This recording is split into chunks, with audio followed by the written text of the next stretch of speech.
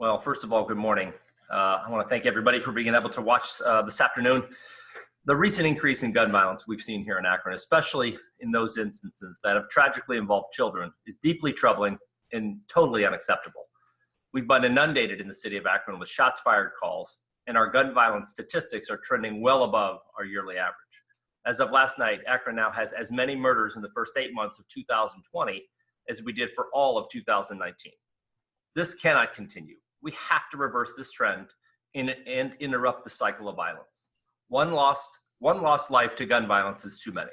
The 33 lives we've lost so far this year can never be replaced. These deaths send ripple effects throughout the city, and they touch every corner of our community.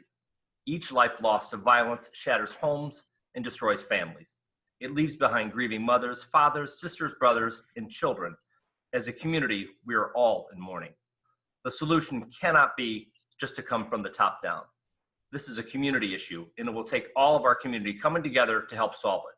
We need parents, guardians, faith leaders, business owners, neighbors. We need everyone working together to shine a light on this issue and pursue solutions. We cannot afford more pain, more death, and more fear. Innocent children are being murdered. The violence is heartbreaking. Nothing weighs more heavily on my heart than the senseless violence in our city. As mayor, I'll continue in every way possible to build a stronger and more secure community where all of our residents can feel safe in their homes and in their neighborhoods. Today, I'm proud to have Akron Police Chief Ken Ball with me to share some specific strategies about what we as city leaders are doing to combat this uptick in violence. We've received many questions from our residents over the last few weeks, and we've taken the most frequent questions to discuss here today.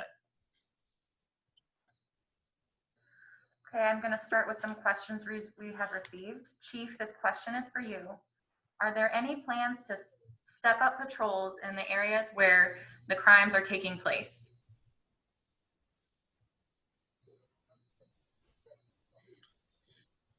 Yes, we have been working with a very specific strategy to address gun violence for a number of years. It's gotten tweaks along the way. It is a data-driven and focused enforcement approach. We're using information to identify where the most violent crimes are occurring, and we're concentrating officers for enforcement in those areas, specifically dealing with the people that we know are involved with the violence. It's not a large scope, make a lot of stops approach. It is, we've identified the people that are involved, and we are surveilling them, giving them the attention that they deserve. And we're having a lot of success with weapons arrests and with weapons recoveries. Thank you. Mayor, is Akron seeing more crime than other cities? You know, as I talk to peers across the state and really across the country, and like many cities, we've seen an uptick in homicides, not just in Akron, but obviously across the state of Ohio. And as mentioned, you know, we've reached our total from last year with 4 months to go. And keep in mind, though, as these are troubling statistics on any level, but overall crime has come down since 1990 and pretty steadily. But the homicide increases are obviously extremely alarming. But it's also important to note that as we're in a unique situation this year with a global pandemic, and those put community stresses on a lot of people when it comes to employment, childcare, whether kids are going back to school, and those all add, I think, significant effects onto the community. But you know, if you take into consideration, you know, we've also lost 51 people to COVID this year in the city of Akron. So we're fighting, I think, many things on different fronts, but the crime statistics are obviously very troubling, not only for me, but you know, for institutions across the city. Okay, Chief Ball, what does APD do when they respond to a call for shots fired?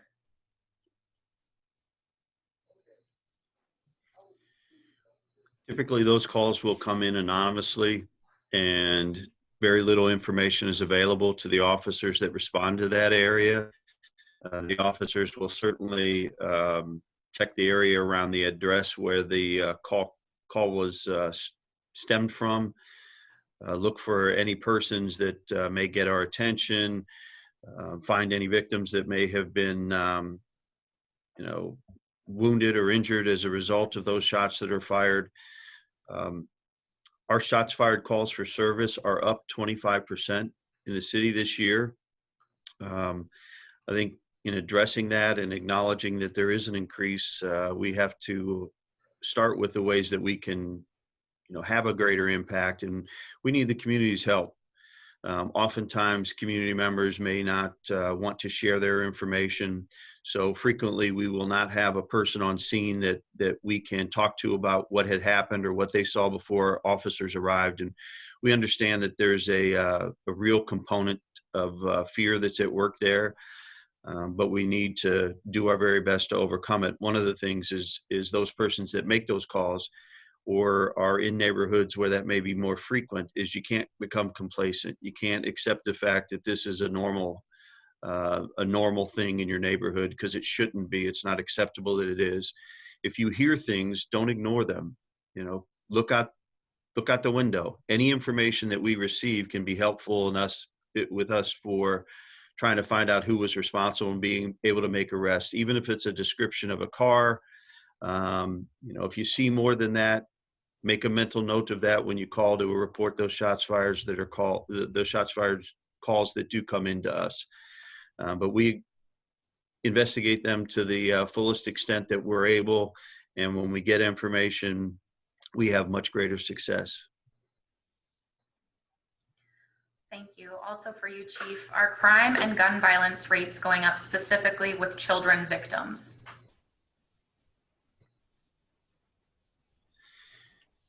They are. There is a disturbing trend, and we haven't been able to quantify it yet because it's a statistic that has not been traced or followed up to this point.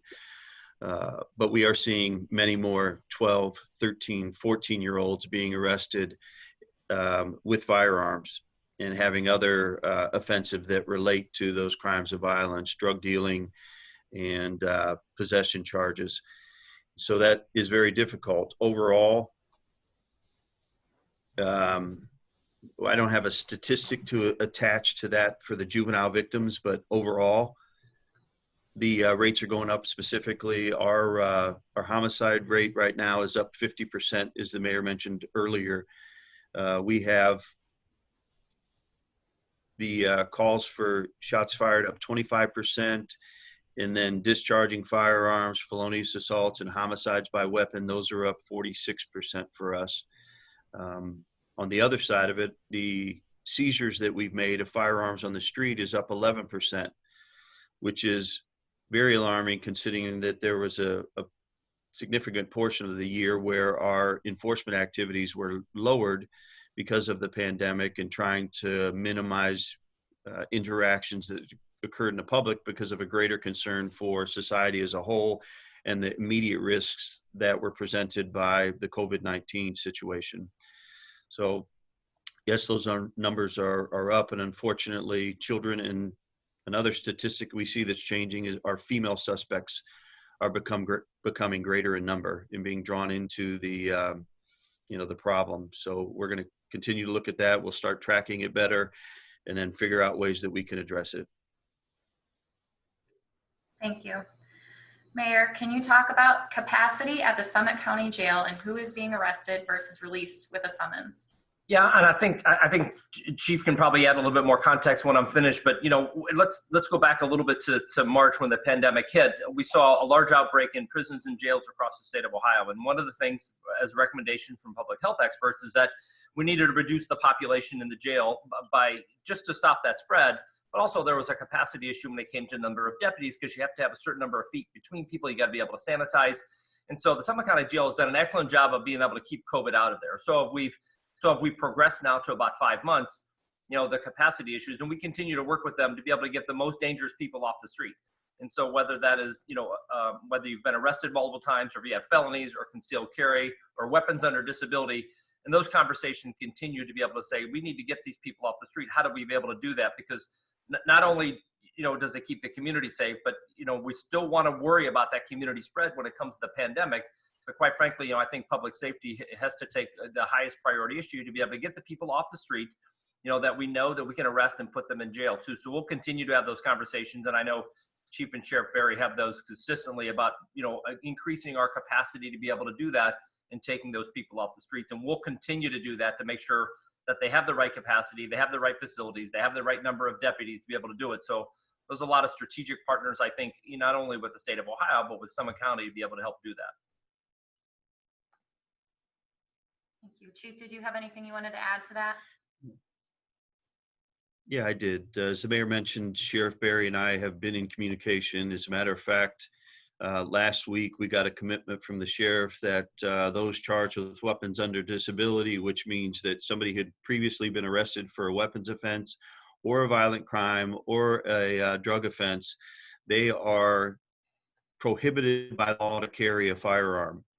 So when we arrest that person, that's called a weapons under disability charge. Well, previously, those charges, as well as carrying concealed weapons, we were not having a great percentage of those arrests being able to be booked at the Summit County Jail.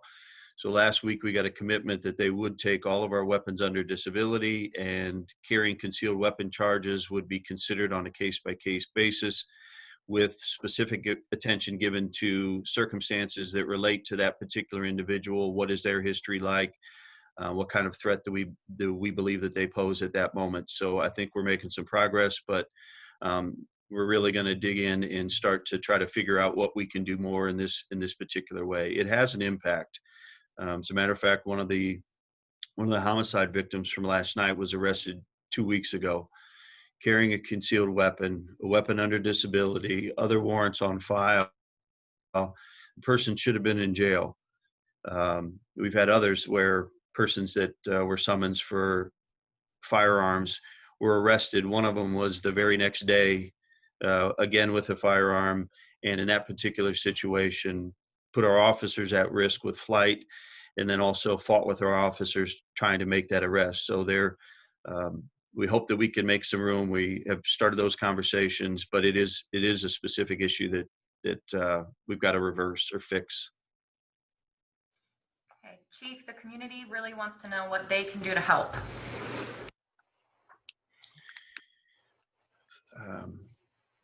Well, I would say that one of the things is that you can't say that, as I mentioned earlier, that this is a new normalcy and we're going to accept it. There has to be an attitude from the entire community that enough is enough. We have to own the problem collectively and do our individual parts. And in the community, it is, pay attention to what's happening around you. Again, be good witnesses. At some point in time, people are going to have to be willing to step up and confront the issues that make their neighborhoods dangerous. We need families to be more involved. We have videos, and with social media, I think there's an acceleration of the growth of crimes of violence, and especially gun offenses, because it's played up so much in these videos. It's glorified, and families should be aware of their social media, of their kids' accounts and other family members, and really do their very best to step in and intercede, because it is it's definitely a signal that your loved one or your child is going to be either a victim or a suspect when they are participating with these kind of individuals, when they're associating themselves with drug trafficking. And we need to handle it collectively and as an entire community. I think another thing the community can do is, there's been a lot of talk and a lot of criticism of police, and I think that helps to shape the way that community looks at our officers and either appreciates or does not appreciate the work that is necessary by our law enforcement agencies. So that narrative needs to change. We're out there and we are putting ourselves at great risk so that we can make our community safer. There ought to be a respect and an acknowledgement and a willingness to co-partner or to partner with us so that we can collectively try to solve this problem. I would only add that, obviously when it comes to this, to me, I think this is more about public safety than the policing part of it. And, I think we've made some efforts and we'll have some announcements, I think, towards the end of the week about, dealing with some of those issues, about how the community views not only policing but government, and obviously I think we're always here to help when we try and do that. The flow of illegal guns, and I Chief would probably agree. It's not a Second Amendment argument, and we can have all those all day. It's more about that flow of illegal guns of taking 11 off the street in 8 hours and then probably being replaced fairly quickly after that. And this is not just a city of Akron issue, and this is a nationwide issue when it comes to the availability of those and whether they're stolen or whether they're bought illegally and then flow around streets, not only in Akron, but really across urban centers across the country. It's been a year since Dayton, or just past a year, and there's been some sensible reform around some of that. We just don't see the political will sometimes, I think, to be able to help do that. And so the flow of illegal guns is definitely a problem. And to stop that, obviously, is a high priority. We've even started, a few years back with the Youth Violence Reduction Task Force and specific recommendations that may come up. I think it was a question that may come up in just a little bit, and I'll expand on that then. But I wanted to make sure we added that, it is about building that community trust in there. And what the pandemic has done is said, listen, we can't go out and fellowship, or we can't go out and be around large groups of people because this may happen. And listen, I'd much rather do this in person with a crowd of 50 or 100 people and talking about some of the things, how we can keep you safe, as opposed to doing it on Zoom. It's just the way we need to communicate now. But, once you fire that bullet, you can't take it back. And innocent children, are being hurt and murdered over this. And so to me, that's not acceptable as a community. It shouldn't be acceptable to anybody. Mayor, is the city considering enacting a curfew? Well, we already have one for those under 18. It's 11 o'clock curfew, and I can guarantee you it's probably very difficult to enforce, especially through the summer months. As school starting, that's a whole other issue. It's as schools start back, and whether the activities that usually come with school and school-age children. Obviously, it keeps them busy. It keeps people occupied. It gives them things that they're able to do from there. But we've had suggestions about a curfew. I'm not seriously considering at this particular point. And I know some cities across the country, or at least across the state of Ohio, have considered lowering that curfew to 10 o'clock. But we have one at 11, and we're going to keep it there for now. Mayor, are there any programs aimed towards our youth right now to keep them off the streets? Yeah, specifically, we started this actually a couple of years ago, where we wanted to start to target, 18 to 24-year-olds and people, and give them an avenue to say, this is a better path. And so we started, we call it midnight basketball, but we couldn't call it that anymore. But we ran like 2 or 3 successful seasons in a row, which I got to go down and watch some of these kids play. And it wasn't just about the sports part. It was about the mentoring part. It was also about, okay, wherever you're at right now, let's not look backwards. Let's look forward. What's the path that you want to take next? And does this kind of mini tournament, help you So we had people from all types of agencies help you get your driver's license back, maybe get something expunged, all of those different things that I think can put people on a different path. And so, yeah, there are specific things, and we hope to be able to start those pretty soon again, because obviously I think that whole community connection, goes away when we can't sit there and have that, I think that physical interaction or being around each other to make those type of appeals to be able to do that.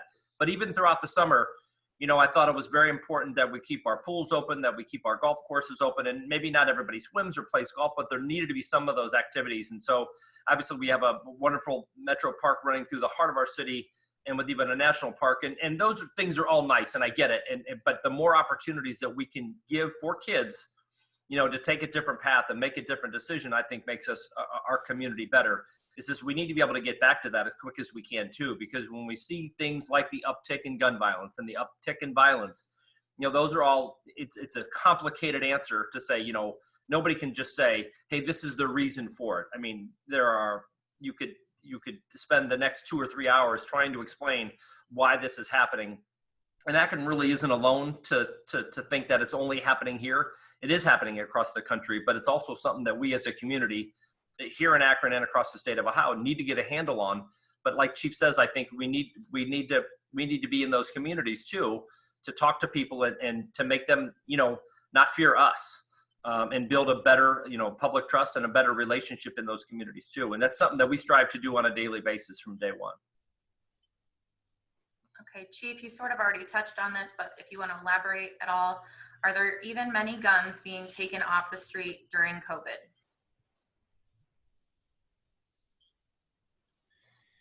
Yes, as a matter of fact, our gun seizures are up 11% this year, and that was even with, less activity on our end during the major part of this pandemic. As for instance, there were 94 in the month of July that we took off the streets, almost triple digits, so about 3 per day that we were looking at in that period of time. Over the last 5.5 years, and this number is staggering, and it really, I'm aware of what's happening every year. We look at the totals, but in the last 5.5 years, we have seized 4,300 guns that were possessed illegally in the city of Akron over that 5.5 years. 4,300. So we're still having some success. Obviously, the direction that things are going right now, those numbers are going to continue to be large. We'll do our very best that we possibly can in getting illegal guns off the street. I just want to add too, I think a lot of people have suggested over the years is that why don't we do a gun buyback program? Well, I was involved, and I think Chief was too, in both of the fugitive safe surrenders at the House of the Lord. And gun buybacks, generally don't work. Usually we get older guns or broken guns. And when you look at, it's not the economics of it, the incentive, I don't think anybody's going to turn a gun in for a $25 gas card. We need to take away the incentive to have it. And that's having that opportunity, I think, in the city or anywhere, to be or to live your dream. I've spent the last 4.5 years going to every high school graduation, not the graduation, but visiting the senior class. And I've been, very impressed by the seniors in their group and what they want to see out of us, where they asked us direct questions about, where the city is going and how we can help them, have a better opportunity and have a brighter future. And we'll continue to have those conversations because, quite frankly, we don't want to lose contact with our younger kids. That's the next generation. And to see them hurt like this, like I said, this is unacceptable to us, and it should be acceptable to all of you too. Okay, last question.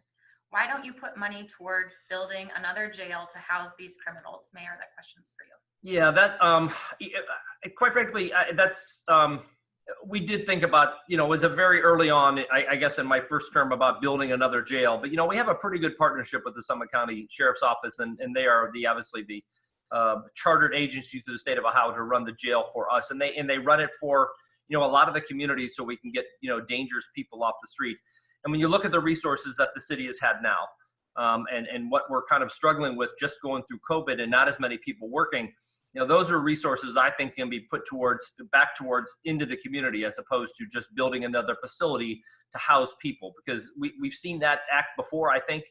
And when you have some unintended consequences, just because they have more space doesn't mean you need to put people there. We want to drive down the incentive for crime to begin with, and that's kind of working on the back end. So I get the idea that we should have more space, but we do have working relationships with other, jails that the sheriff will transport people there. If they don't find the room here, we can take them up there. So spending that significant amount of money on another facility somewhere in the city of Akron to be able to do that, like I said, it would be significant, and it would last for a generation or two before somebody else would come along and say, hey, this is not a good idea. I think we should take that money and invest it back into the community. And it's not like we have the extra money to be able to do it anyway. I just don't think it's a real good use of resources. But like I said, we did give it a slight consideration. So listen, I want to thank everybody for taking the time to listen today. Obviously, this is a daily conversation that Chief and I have in our public safety team. Whether we're trying new things and whether they're trying to get people, those people that need to be off the streets, and we hope to be able to make a significant dent in that. If we didn't get to your particular question today, and I'm pretty sure we're going to return next week, at least I am, with my regular community update. But if you didn't get to your specific question, please let us know on social media or email us, and we'll try to get back to you as quickly as we can. I want to thank the Chief for taking the time. If you have anything to add or to end, I appreciate it. And I would say, we talk about the numbers. Unfortunately or fortunately, this is not an issue that's specific to Akron. The mayor touched on it a little bit earlier. Our numbers in homicides up 50% are completely unacceptable. But compared to other larger cities across the United States, Some of those are as high as 200% and 100%. And,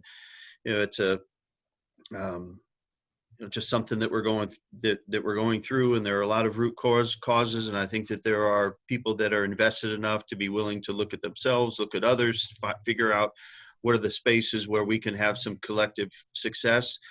But fortunately for the citizens of Akron, and I think this has applied in many, many instances, we are ahead of the curve, even though our numbers are not what we would want to see. So fortunately for us, it's not doubled. It's, not higher than what it is. But again, we are diligently working to try to make sure we do our best to bring those numbers down. Thanks, Chief. Thank you all.